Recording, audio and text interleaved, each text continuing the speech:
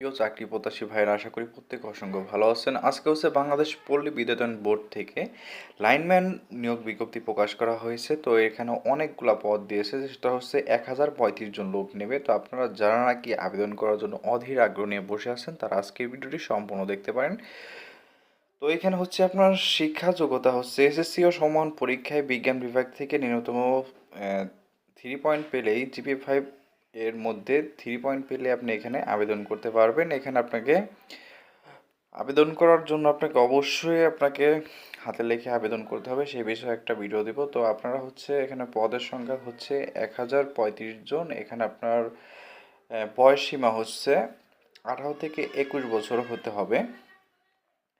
আর পল্লীবিদ্যুৎ সময় প্রয়োজনীয় যোগ্যতা meter reader cum computer machine lineman হিসেবে নিয়োগের ক্ষেত্রে 18 থেকে 21 বছর হতে হবে সর্বোচ্চ।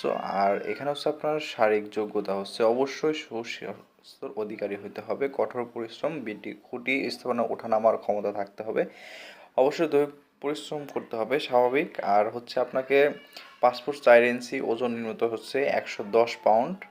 আর বুকের মাপ স্বাভাবিক অবস্থায় 30 ইঞ্চি এবং অন্য অবস্থায় হচ্ছে 32 ইঞ্চি হতে হবে। আর 7 মিনিট 1 মাইল মিনিমাম দৌড় দিতে হবে।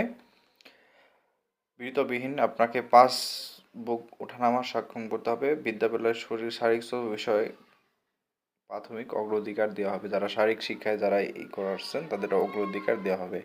আর বেতন হচ্ছে আপনার 15,500 টাকা থেকে শুরু করে আপনার এটা হচ্ছে ভাতা সুবিধা আছে, তো আপনার বেতনটা হচ্ছে দিয়ে দিবে।